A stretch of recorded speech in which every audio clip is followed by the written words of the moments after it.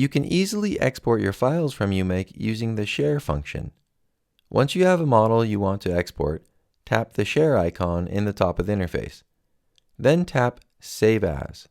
A drop-down will appear enabling you to choose from various file formats. You can save as a PNG image file, STL 3D file, OBJ 3D file, USDz 3D file, which is often used in augmented reality, IGES 3D file, STEP 3D file, and uMake, uMake's native file format. Tap the file type you want to export to. By default, it will enable you to save the file to your Files app. Tapping More will let you send the file via email, text messages, AirDrop, and more. Select the method you would like to use to share the file. In some cases, once you hit Send, the Share panel will go away.